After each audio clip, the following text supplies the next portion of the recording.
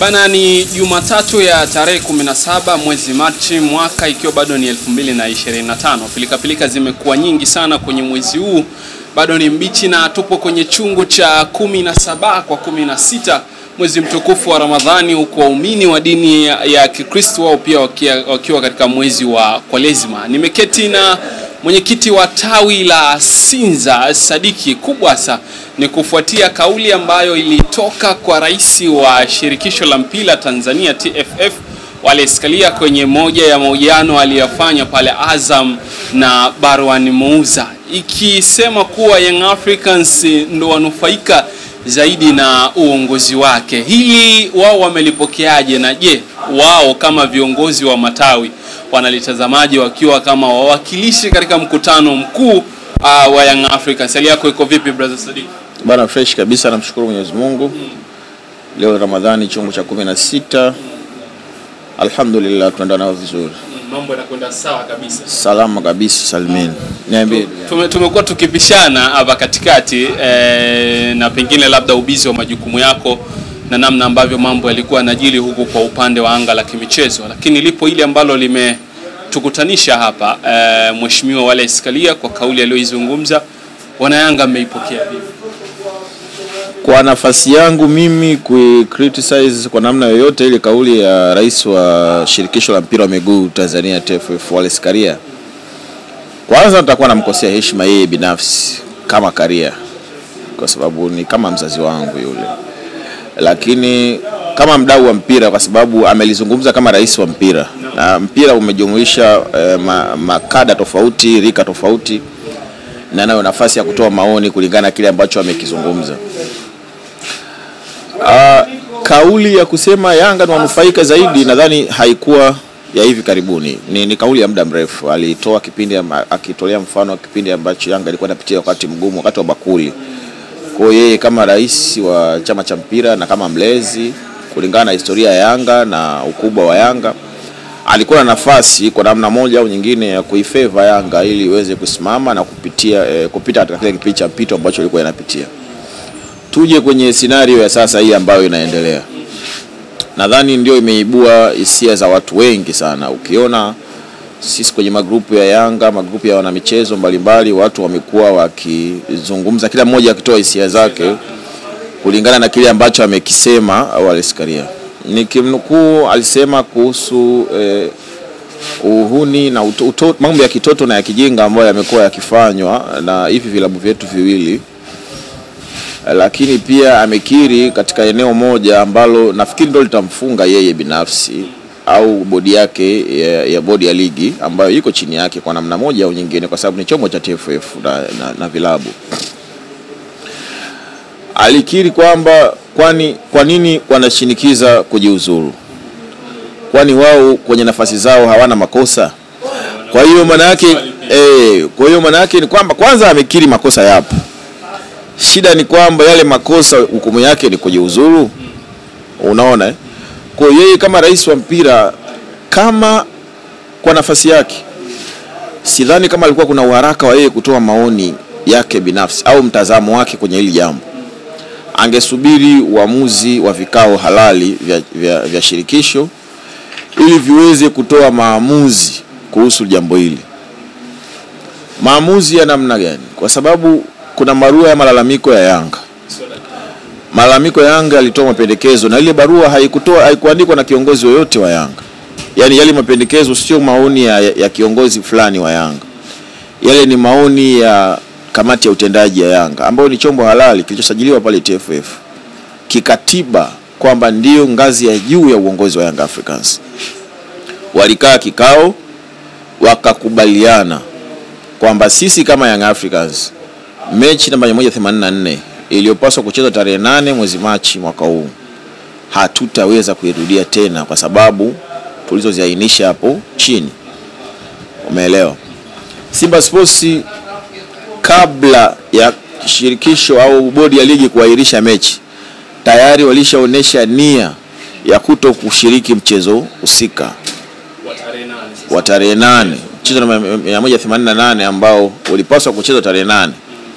Simba iliyoandika barua saa 8 za usiku iliandika statement yake saa 8 za usiku, ikatoa press release wakidai kwamba wao hawatacheza kulingana na kadhia waliopatiwa muda mfupi uliopita ambao ilikuwa ni tarehe 7 walipoenda kufanya mazoezi katika dimba la Benjamin Mkapa. Kuna kadhia ilitokea ambayo ilipelekea wao kutokufanya mazoezi, lakini tuliambiwa pia na press release iliyotolewa na bodi ya ligi kwamba kuna taratibu ambazo Simba walipaswa kuzipata. Taratibu hizo ikiwemo kutoa taarifa kwa kamishna wa mchezo, kutoa taarifa kwa wasimamizi wa uwanja, kwa maana meneja wa uwanja na kadhalika, ili wafanyiwe maandalizi ya kupokelewa. Kwa sababu mgeni unapotaka kwenda, mwenyeji lazima akuandalie mazingira ya wewe kufikia. Mwenyeji wa uwanja ule ni serikali ya Jamhuri ya Muungano wa Tanzania. Ile sio uwanja wa Yanga, ule sio uwanja wa Simba. Kwa hiyo kwa vyovyote vile ilipaswa Simba watoe taarifa. Ni taratibu zao binafsi walizoziweka wao. Sasa mimi siwezi kuwa sio mtaalamu sana kuingia deep kwenye hilo issue. Kwa vyovyote vile kuna sintofahamu iliyotokea ya Simba walishaonyesha dalili ya wazi na wakatangaza hadharani kwamba kwa sababu hizi zilizotokea hatutashiriki huo mchezo mpaka waliosababisha haya kutokea wachukuliwe hatua. Anayepaswa kuwachukulia hatua ni nani? Kuna kamati ya masaa 72 ambayo ni kamati ya uendeshaji wa ligi, iko chini ya bodi ya ligi na TFF. Kamati ya saa 72 ina uhalali wa kukaa kujadili mchezo baada ya mchezo kutokea. Lakini kilitwa kikao cha dharura, kikao chenye ajenda moja tu ya kuahirisha mchezo. Bila kuangalia kuna watu wametoka Songea, watu wametoka Mbeya, kuna watu wametoka Kigoma, kuna watu wametoka Mwanza, wamekuja kwa ajili ya kuangalia mchezo husika. Mimi nadhani bidhaa muhimu kuliko zote ambazo tulipaswa kupewa sisi mashabiki na wapenzi wa mpira ni mechi kuchezwa. Haya mambo mengine yote yalikuwa yanaweza kukaa kwenye meza ya duara na tukayadiscuss. Wewe Yanga umekosea hapa na hapa na hapa. Kwa sababu hii tutakuadhibu kwa mujibu wa kanuni hii na hii na hii. Si adhabu nyingi tumeziona. Wamepewa viongozi wa Yanga, wamepewa Yanga kama timu, wamepewa viongozi wa Simba, wamepewa Simba kama timu, na viongozi wa timu zingine zote. Adhabu za kutoingia kwenye vyumba, adhabu za kupita mlango usio sahihi, adhabu za kuchelewa kufika kwenye pre-match meeting, adhabu kadha wa kadha zimekuwa zikitolewa. Sadiki, nikukatishe. Kunufaika na Yanga kunufaika na uongozi wa Karia ndio kumesababisha mechi hii kuwa na busara za kamati ili kuweza kughairisha. Kwanza ukishasema timu fulani inanufaika na uongozi wangu, ni tayari umeshaonyesha udhaifu katika uongozi, kwa sababu uongozi utakiwa kunufaisha mtu mmoja na mwingine kumkandamiza. Uongozi unatakiwa uwe una balance, yani kwa maana ya kufuata. Unajua mpira unaongozwa na kanuni, sheria na taratibu zake. Mpira hauongozwi na matakwa ya mtu au na huruma au emotional issues. Yani pale sio swala la emotions, sio swala la hawa ni Yanga hawa ni Simba, ni swala la kanuni na taratibu zinasema nini. Yani nini kimetokea 1 2 3, kanuni zinasemaje? Nani amemesa hapo? Adhabu juu yake, sheria ifuate mkondo wake, full stop. Sio swala la fulani kanufaika. Kwa sababu gani anufaike?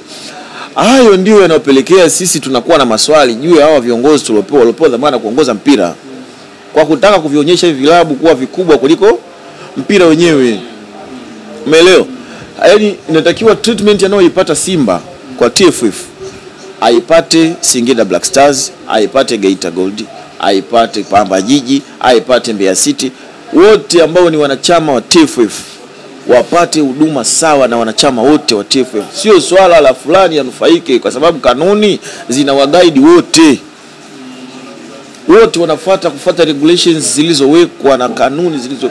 Ndivyo utaratibu wa mpira. Mpira sio swala la kubalance kwamba kwa sababu Yanga akapata hiki na Simba apate hiki. Nataka mwenyekiti wa bodi ajiuzuru pamoja na Almas Kasongo ambaye ndo CEO wa bodi ya ligi. Lakini katika hiyo kauli ambayo ilikuwa kwenye barua ambayo Young Africans waliandika, Rais Wallace Karia amezungumza na kuuliza ninyi uongozi wenu upo sawa? Hapo sasa ndo tunapokuja kumuuliza Wallace Karia. Yale ni maoni ya kamati ya utendaji ya Yanga. Wameonelea kwamba kulingana na trending ya haya yanayoendelea ndani ya bodi ya ligi na shirikisho la mpira wa miguu, sisi tunadhani bodi ya ligi ingevunjwa au mwenyekiti wa bodi ya ligi Mzee Steven Mguto ajiuzuru au ang'atuke katika nafasi yake. CEO wa bodi ya ligi ambaye ni katibu katika kamati ya uendeshaji wa ligi Almas Kasongo ajiuzuru au ang'atuke.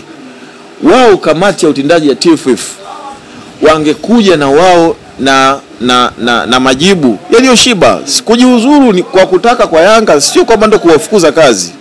Wangekuja na taarifa tu kwamba kamati ya utendaji ya TFF imepitia ripoti ya bodi ya ligi na imejiridhisha kwamba bodi ya ligi ilikuwa sahihi kuahirisha mechi. Sawa?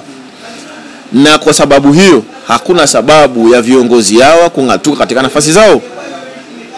Umeelewa? Sio yeye kama Karia kwa sababu ni rais wa TFF kutoa maoni ya jumla bila kutuletea reference za kikao maalum au kikao rasmi cha kamati zake. Umeelewa? Yeye hawaongozi mambumbumbu au uongozi watu ambao hawajielewi, anawaongoza watu wanaojua taratibu, haki na wajibu. Kwa hiyo walipaswa kutumia busara kidogo tu kama kiongozi wa mpira, kwamba wamekaa kikao kimeamua 1, 2, 3, na analifahamu hilo. Mimi nafahamu yule mzee ni mmoja wa watu wenye uwezo mkubwa sana kichwani, ana busara, ana akili nyingi, ana uwezo hata bana, ana mafanikio makubwa kuliko makosa. Inawezekana TFF yake ndio TFF yenye mafanikio bora zaidi kuliko TFF zote zilizopita. Hilo liko wazi, hakuna mtu asiyelijua.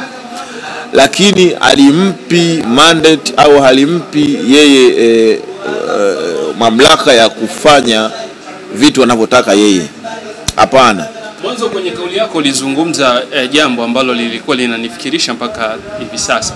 Umezungumza uwanja wa Benjamin Mkapa ni mali ya serikali na waliokuwa wanatakiwa kupewa taarifa ni wamiliki wa uwanja kupitia meneja kwamba Simba atakwenda Young Africa Simba atakwenda kufanya mazoezi katika uwanja huo.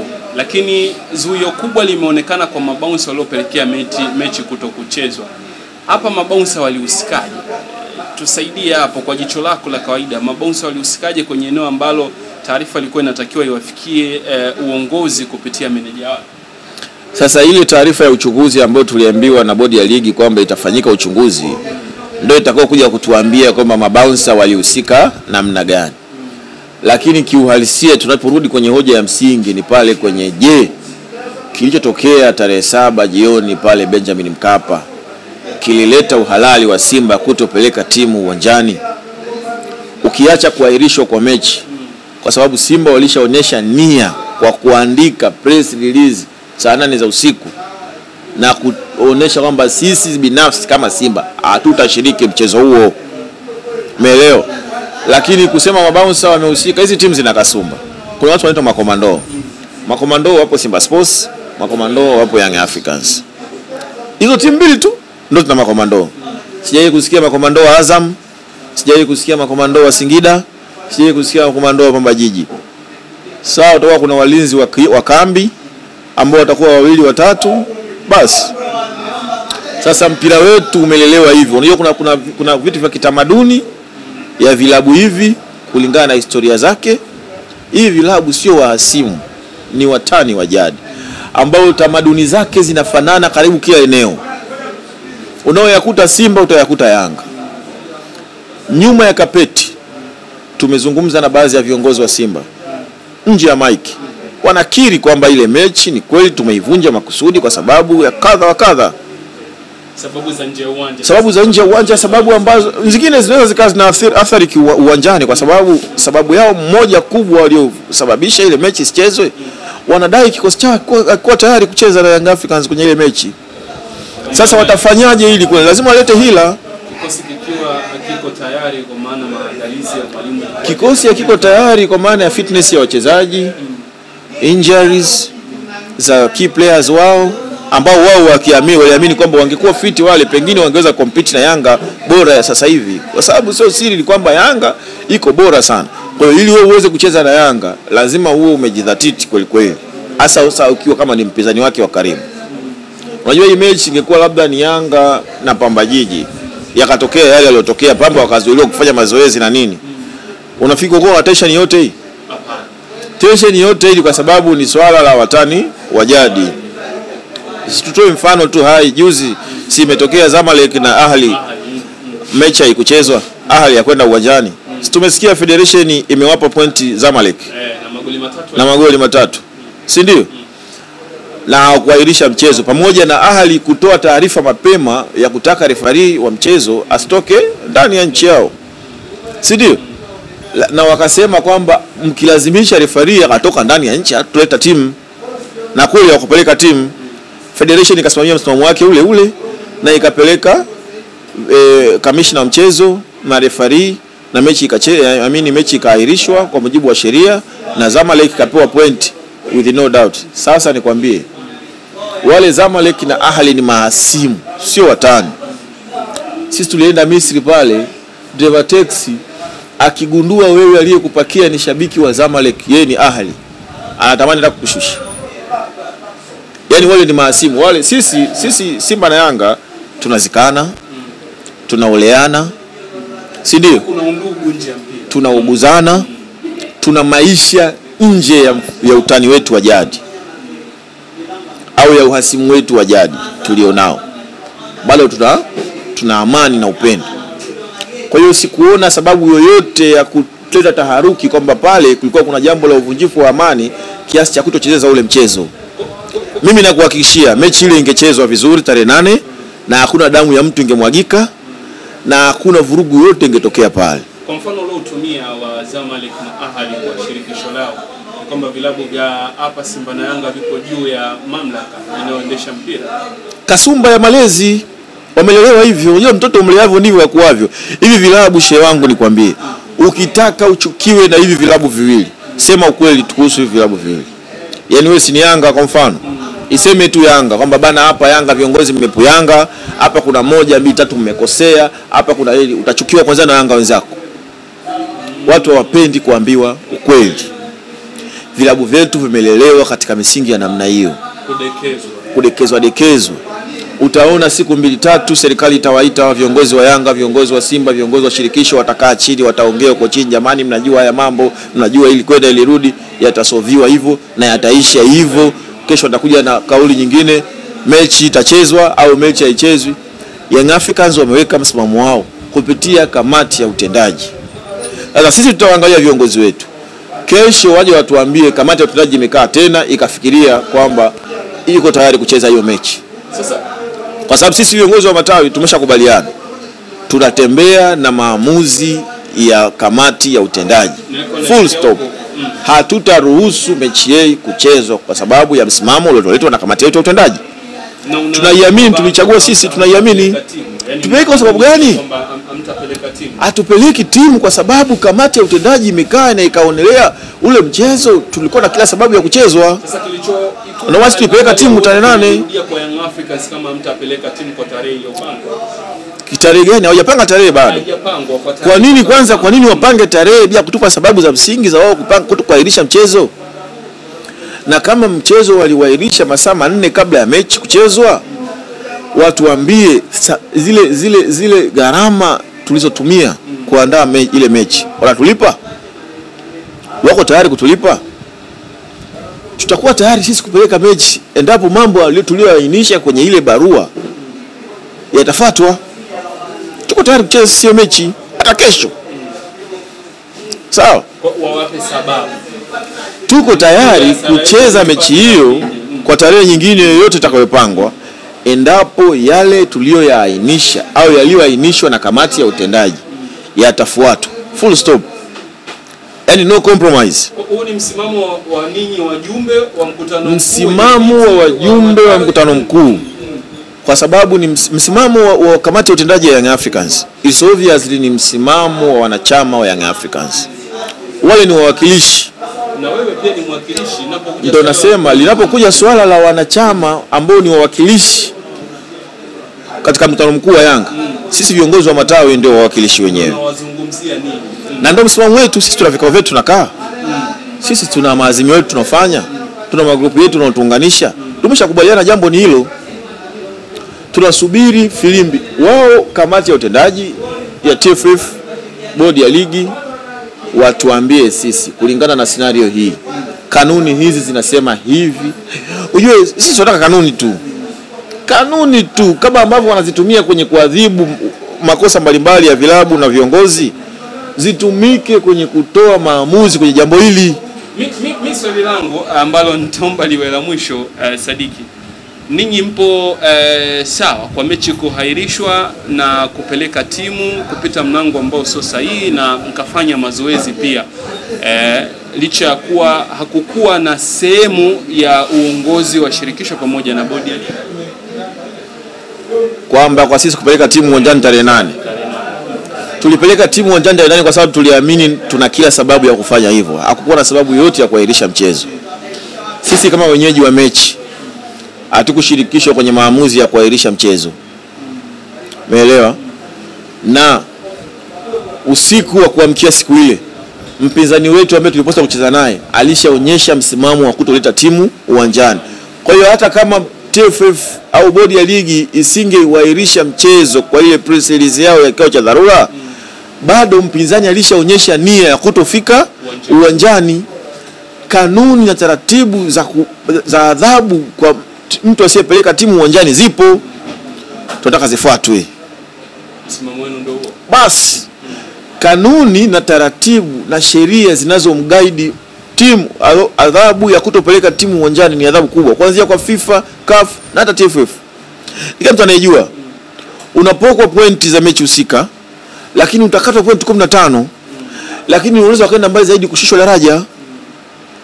Si ndio? Sababu mwonaji si mchezo. Mchezo wa mpira wa miguu na dakika 90. Haya mambo ya nje ya uwanja kuni mbwembwe tu. 90 minutes kwenye pitch pale ndio kinachomata. Na ili mchezo uchezwe katika sheria 17 za mpira, cha kwanza sheria namba 1 ni kiwanja. Katika sheria 17 za soka, sheria namba 1 nini? Ni kiwanja. Kiwanja kilikuwa pale Benjamin Mkapa. Umeona? Tukiendelea kuna waamuzi na vitu gani na nini na mambo mengine yote ambayo yako chini ya bodi ya ligi na shirikisho la mpira wa miguu. Umeelewa? Yote yale hayakufanyika makusudi ili kunajisi mpira. Lakini leo kiongozi mkuu wa mpira anatoka anasema ni mambo ya kijinga na ya kitoto ambayo yamefanywa. Tunakubali ni kweli mambo ya kijinga na kitoto yamefanywa na nani? Ndio swali hilo. Na kama yamefanywa mambo ya kijinga na ya kitoto, wewe kama rais wa mpira umeamua nini? Na kamati yako ya utendaji nini umeamua? Au utaishia kuongea hivyo kwenye vyombo vya habari? Tunataka utuambie maamuzi, au maamuzi itakuwa ni kupanga tarehe nyingine ya mchezo. Alafu yakifanya mambo mengine ya kijinga na ya kitoto, utapanga tarehe nyingine. Huna kanuni, huna sheria. Si uzitumie kuadhibu au zitumie kuweka muongozo sahihi. Watu wafuate. Kwa hiyo tunachotaka sisi ni kwamba yeye kama rais wa TFF na kamati yake ya utendaji na vyombo vyake kwa maana ya kamati zake, bodi ya ligi na vyombo vyake vyote, atumie instrument yake yote alionayo kuhakikisha sheria, taratibu na kanuni zinafuatwa. Full stop. Yani no compromise. Yani hii mambo haitaki siasa. Hii mambo inataka taratibu zifuatwe, full stop. Ikiwa kwenye swala la busara na hekima, tutakaa chini tutaongea kwa busara na hekima. Bana, msinyoshane vidole, msilazimishane watu kuvunjwa kujiuzuru, msifanye hivi. Unajua kuna vile vitu vya hekima. Mimi leo siwezi kusimama nikamshinikiza Kasongo ajiuzuru. Mimi Kasongo, ukiacha mambo ya mpira ni ndugu yangu, nawezaje? Ukiacha mambo ya mpira, mzee Mguto ni mzee wangu mimi, nawezaje kumlazimisha mzee Mguto jiuzuru? Kwa makosa gani aliyofanya yule mzee? Mimi leo yule mzee Karia ni kama mzee wangu. Umeelewa? Ana urafiki mkubwa na ligi yetu, lakini uwekezaji wa vilabu, timu zetu zimekuwa zinajitahidi kusajili wachezaji wakubwa kutoka nchi mbalimbali Afrika na kujipambanua Afrika kupeleka timu zetu zafika mbali. Robo finali leo sisi imekuwa sio kitu kigeni kufika. Makundi, shirikisho, sijui Champions League sio kitu kidogo kufika. wasiunajisi mpira kwa kuvivunja nguvu hivi vilabu au kuvipa meno kuliko uwezo wake. Rai yako ni nini sasa? Rai yangu ndio hiyo, wao wakae chini, wafuate taratibu za mpira, ziheshimiwe na pande zote mbili. Wewe uwe Simba, wewe uwe Yanga, taratibu na sheria na kanuni za mpira zinataka nini, full stop. Na wao kama wasimamizi wa mpira nchi hii wasimamie hapo tu bila kuangalia mtu sura yake. Haya maswali ambayo kwenye maelezo ya Sadiki yamejitokeza, mimi sina majibu nayo. Wenye majibu ni bodi ya ligi pamoja na shirikisho la mpira wa miguu Tanzania TFF. Huu ni mwezi mtukufu wa Ramadhani na kwa lazima tuendelee kufunga ili saumu yetu iendelee kutimia katika njia ambayo ni sahihi na salama zaidi. Acha tuone shirikisho la mpira wa miguu litakuja na majibu gani katika yale ambayo tunaendelea kujiuliza tulio wengi kwa kile ambacho kimetokea. Mimi langu jina naitwa Jafet wa Mipango, mwenzangu kwa upande wa kamera ni Augusto Tabibu. Endelea kutufuatilia tu katika mitandao ya kijamii. Huko Facebook utatupata kwa jina la Wisport TV, Instagram ni wisport_tv, YouTube utatupata kwa jina la Wisport TV, TikTok utatupata kwa jina la Wisport TV. Niseme tu assalamu alaikum, nikutakia Ramadhan Karim.